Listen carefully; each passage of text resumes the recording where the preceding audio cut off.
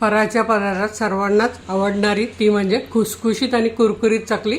आणि ती म्हणजे ती अशी पाहिजे, कुरकुरीत, कमी तेलकट आणि ही बघा मस्त अशी आत पोकळ अशी। ही बघा किती छान चकली झालेली आहे, तुम्हाला होल दिसतच असेल। हे बघा अशी झालेली चकली सर्वांनाच आवडेल, तर तुम्ही नक्की पूर्ण व्हिडिओ बघा आणि व्हिडिओला लाईक करा, मित्रमैत्रिणींना शेअर करा। तर नमस्कार, मी अनिता केदार रेसिपीज मराठीमध्ये तुमचं मनापासून स्वागत आहे। तर चला आज बघूया आपण एका वेगळ्या पद्धतीने खुसखुशीत कुरकुरीत मस्त अशी चकली। 1 किलोच्या प्रमाणात खमंग चकली भाजणी करण्यासाठी मी इथे वाटी आणि वजनी असं दोन्ही माप तुम्हाला सांगत आहे। तर इथे आपण घेतले हे 2 कप तांदूळ आणि वजनी म्हणाल तर हे 400 ग्राम तांदूळ आहे। ही डाळ आहे 200 ग्राम चण्याची डाळ आहे आणि कपाने म्हणाल तर 1 कप आहे।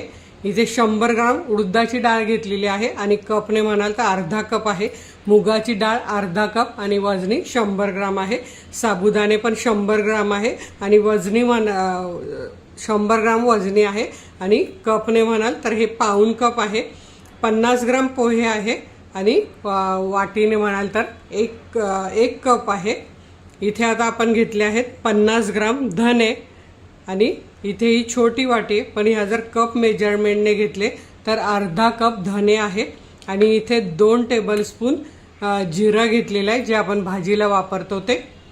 तर हे 2 टेबलस्पून घ्यायचे आहे, म्हणजे आता तुम्हाला परफेक्ट वजनी आणि कपाचं मेजरमेंट कळलं असेल। आता आपण हे कसे भाजायचे ते बघूया। आता इथे आपल्याला चकलीचं सगळं भाजून घ्यायचं आहे, पण त्यासाठी कढई कुठली घ्यावी हे मी तुम्हाला सांगेल।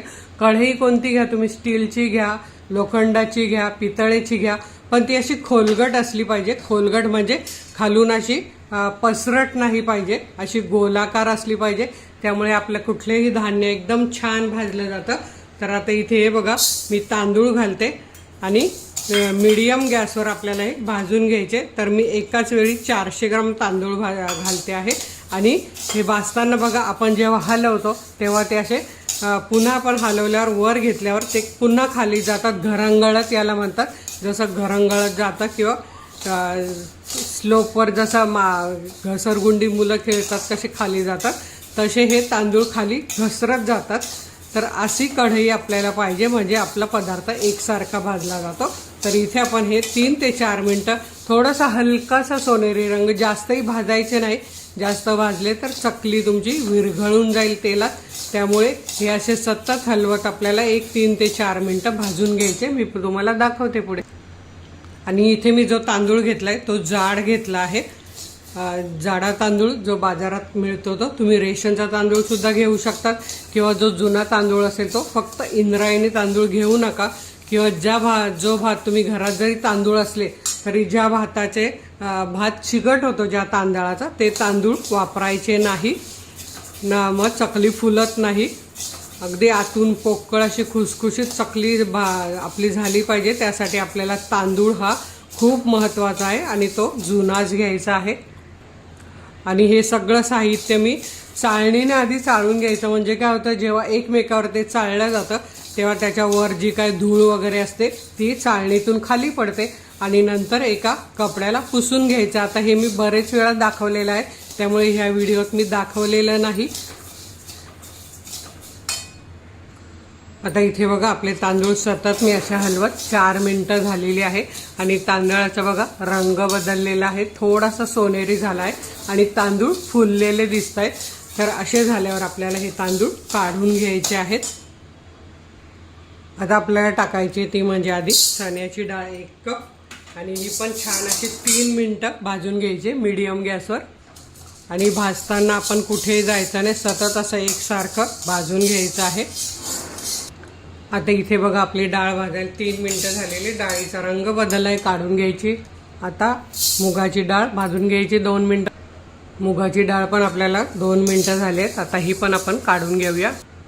उडदाची डाळ 2 मिनटं भाजून घ्यायची, 2 मिनटं झालेत, ही पण डाळ आपण काढून घेऊया। साबुदाणे 1 मिनिटभर भाजून घ्यायचे। साबुदाण्याचा पण रंग बदललाय, छान सोनेरी रंग झालाय, फुलले आहेत, काढून घेऊया। आता पोहे पण चुरचुरीत होईपर्यंत साधारण 1 मिनिट भाजून घ्यायचे आहे। पोहे चुरचुरीत झालेत, 1 मिनिट झालाय, ते काढून घेऊया. अशा हाताने हे बघा चुरले गेले पाहिजे, हे बघा असा भुगा झाला पाहिजे, काढून घेऊया. दाण्याला गॅस बारीक करायचा आणि 1 मिनिटभर भाजून घ्यायचे.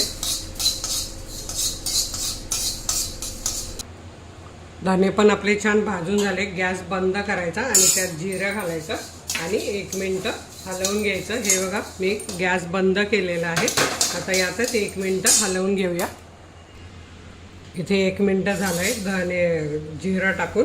आता हे धने जिरे यावर घालून घ्यायचे आणि आपली अशी खमंग चकलीची भाजणी तयार झाली आहे. आता ही चक्कीतून आपल्याला बारीक दळून आणायची आहे. चण्याच्या डाळीवर दळायला सांगायचं. तर इथे बघा छानपैकी बारीक असं आपलं 1 किलोचं भाजणीचं पीठ तयार झालेलं आहे. आता याच्या मी आता अर्ध्याच करणार आहे. तर अर्ध्या करण्यासाठी आणि हे मी ह्या वाटीने मोजून चाळून घेतलेलं आहे. तर बरोबर हे 8 कप म्हणजे 8 वाट्या पीठ झालेलं आहे. तर यातलं मी 4 वाट्या काढून घेते. तर अगदी सोप्या पद्धतीने पण मोजण्यापेक्षा आता या 8 वाट्यातून 4 वाट्या आपल्याला काढून घ्यायचे. तर असं मध्ये हिस्सा केला आणि हा अर्धा हिस्सा काढून ठेवते मी आणि आपण अर्धा किलोच्या चकल्या बनवूया. तर आता इथे आपलं हे 4 वाट्या पीठ राहिलेलं आहे. त्यासाठी बाकीचं साहित्य काय काय घ्यायचं ते आपण बघूया.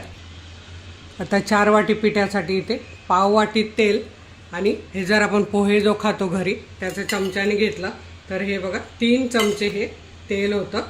तर 3 चमचे असं तेल किंवा पाव वाटी. आता हे तेल आपल्याला गरम करायचं आहे. आता इथे आपलं तेल बारीक गॅसवर गरम झालेलं आहे. त्यासाठी आपण आता तेलात काय करायचं आहे, 1 पाव चमचा हळद घालून घ्यायची आहे. हळदीने रंग छान येतो. तेल जास्तही कडकडीत गरम करू नका, थोडंसं गरम होऊ द्या म्हणजे हळद जळणार नाही. आता इथे तुम्ही बघू शकता तेलात हळद छान मिक्स झालेली आहे. हे बघा म्हणजे रंग छान येतो चकलीला. आता आपलं तेलही छान तापलेलं आहे. लगेच आपल्याला यात काय घालायचं आहे, 4 वाटी पिठासाठी 2 वाट्या पाणी घालायचं आहे.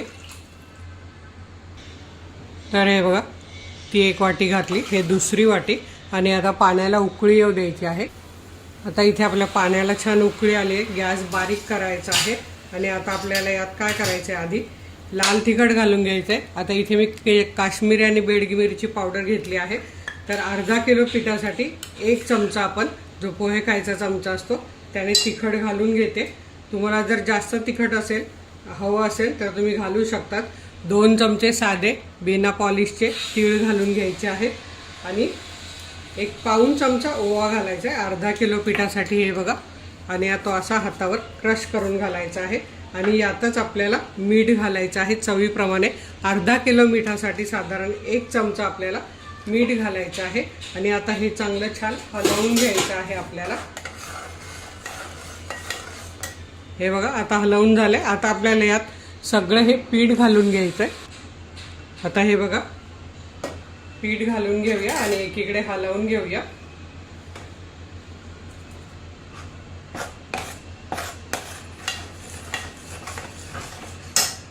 असं थोडं थोडं घालून हलवून घ्यायचं आहे. यावेळी दोघी असेल तर ते बरं पडतं, म्हणजे 1 जण टाकायला 1 जण हलवायला.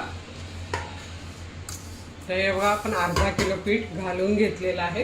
आता हे पीठ पूर्णपणे आपण मिक्स करून घेऊया आणि मसाले आणि पाण्यामध्ये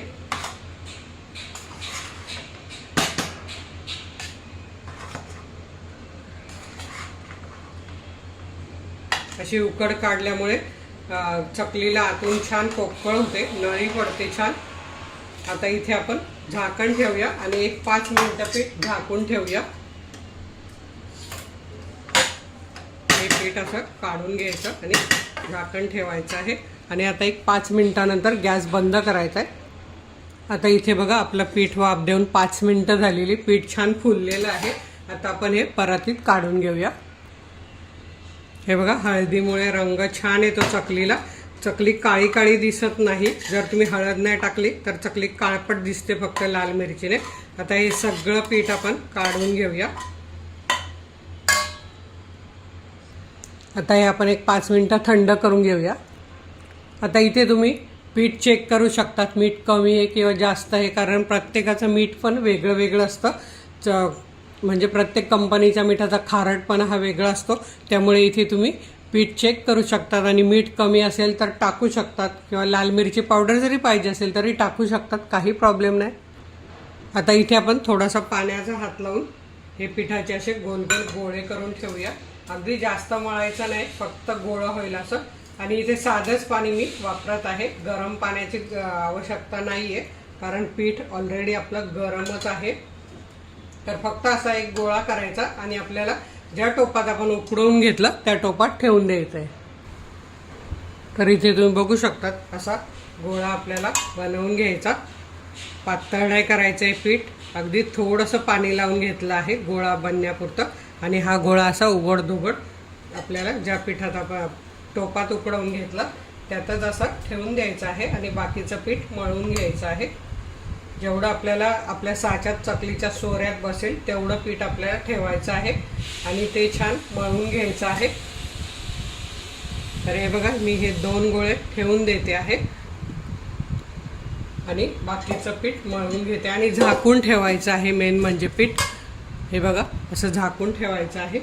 आता हे पीठ मी मळून घेते. छान मऊ झालं पाहिजे म्हणजे चकली आपली मध्ये मध्ये तुटणार नाही. तर हे बघा असं मळून घ्यायचं आहे. थोडासा पाण्याचा हात लावावा लागला तर लावू शकतो, थंड पाणी. हे बघा अगदी चमचाभर पाणी घ्यायचं आणि असं मळून घ्यायचं आहे पीठ. आता हे मी पूर्ण मळून घेते आणि तुम्हाला दाखवते. आता इथे तुम्ही बघू शकतात आपला चकलीच्या पिठाचा गोळा तयार झालेला आहे आणि हे बघा पीठ घट्टच आहे पण गोळा तयार झालेला आहे. एकीकडे दाखवते मी तेल तापत ठेवलं आहे. आता आपण चकल्या पाडून घेऊया. आता इथे तुम्ही बघू शकतात ही खरखरीत बाजू आहे, ही आपल्याला अशी खाली घालायची आहे आणि मग असं हे लावून घ्यायचं आहे. ही बघा ही खरखरीत बाजू खाली घालून आपल्याला हे सोऱ्याला लावून घ्यायचं आहे. आता यात आपल्याला तेल वगैरे काही लावायचं नाही, फक्त पिठाचा गोळा घालून घ्यायचा. आता इथे साच्यात आपण हा गोळा असा घालून घेऊया सिलेंडरसारखा आणि हे बघा असं हे झाकण लावून घेऊया आणि चकल्या पाडायला सुरुवात करूया. तर आता इथे मी ताटात चकल्या पाडून घेते. तर हे बघा चकली पाडताना आधी याला असा गोलाकार शेप द्यायचा आणि मग अशी गोल चकली पाडून घ्यायची म्हणजे चकली गोल येते. आणि 3 वेळे आपल्याला चकलीचे पाडून घ्यायचे आहेत. जास्त मोठी पण नाही करायची म्हणजे ती छान तळली जाते खुसखुशीत. तर हे बघा असे 3 पाडून घेतलेले आहेत. आता हा तोडला की लगेच इथे चिटकवायचा, आतलं पण थोडं दाबून घ्यायचं. अशीच अजून आपण एक चकली पाडून घेऊया. बघा एकदम परफेक्ट झालेलं आहे चकलीचं पीठ. पातळ अजिबात करायचं नाही, नाहीतर चकल्या मऊ आणि नरम होतील. तर हे बघा अशा साईजची छान गोल चकली करून घ्यायची, आतलं दाबायचं. आता मी चकल्या 5-6 करून घेते आणि मग आपण तळूया. आता इथे मी बघा 6 चकल्या पाडून घेतल्या. आता आपण गॅसकडे जाऊया. आता इथे आपण छोटासा गोळा टाकून बघूया. गोळा लगेच वर आला तर समजायचं आपलं तेल परफेक्ट तापलेलं आहे. आता आपण हा काढून घेऊया. जास्त तेल तापवायचं नाही आणि गॅस आधी बारीक करायचा चकली टाकताना. तर हे बघा आता मी मीडियम करते आणि चकल्या आपण सोडून घेऊया. अशी एक हातात घ्यायची आणि सोडायची आहे. हे बघा एकदम परफेक्ट चकल्या होतात.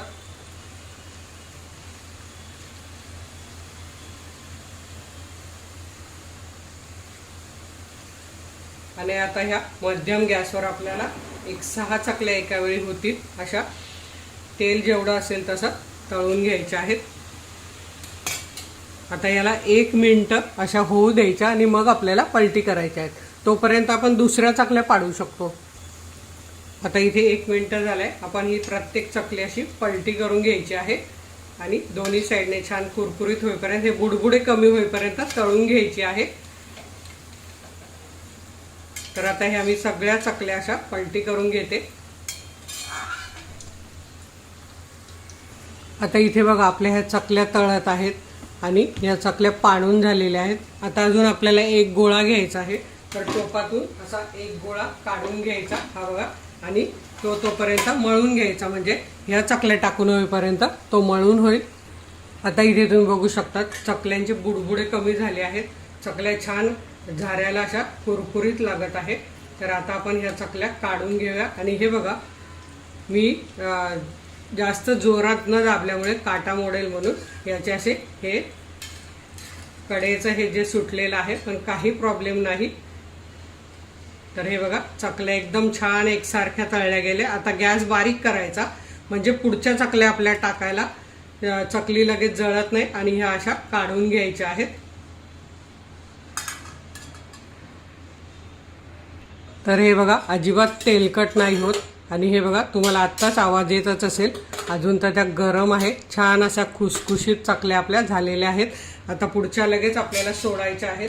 पुढच्या सोडताना आपण बारीक गेलेला गॅस मीडियम करायचा आणि मग चकल्या सोडायच्या आहेत. तर हे बघा अशा मी सगळ्या चकल्या तळून घेते आणि तुम्हाला शेवटी दाखवते आपल्या चकल्या कशा झाल्यात त्या.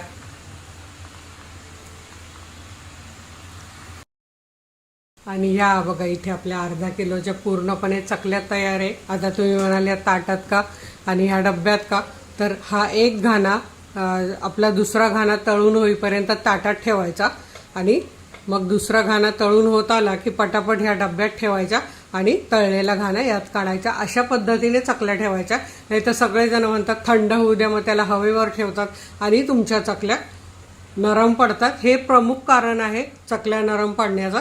आणि डब्याचं झाकण असं तिरकं ठेवायचं म्हणजे यात हवा थोडीशी जाते आणि जी गरम चकली आहे ती थंड व्हायला मदत होते. आणि नंतर असं झाकायचं आणि मग झाकून झाल्यावर काय करायचं, आपल्याला डब्बा कळतो की डब्बा अजून गरम आहे. गरम असला तर त्याला पेपर लावायचा नाही, पूर्णपणे डब्बा थंड होऊ द्यायचा आणि मग पेपर लावायचा. म्हणजे शेवटपर्यंत तुमची अशीच खुसखुशीत चकली छान राहते.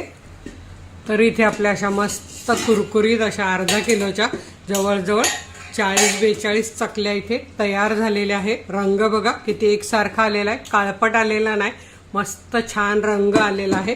तर तुम्ही सुद्धा अशाच पूर्ण व्हिडिओ बघा, चकल्या बनवा, अशा पद्धतीने ठेवा. अगदी जास्त हवेवर ठेवू नका थंड व्हायला आणि कुरकुरीत चकल्या शेवटपर्यंत खा. व्हिडिओला लाईक करा आणि आपल्या मित्रमैत्रिणींना शेअर करायला विसरू नका. तर वेळात वेळ काढून व्हिडिओ बघितल्याबद्दल तुमचे मनापासून धन्यवाद. अशाच माझ्या छान छान रेसिपी बघा, बनवा, खा आणि हेल्दी राहा. धन्यवाद.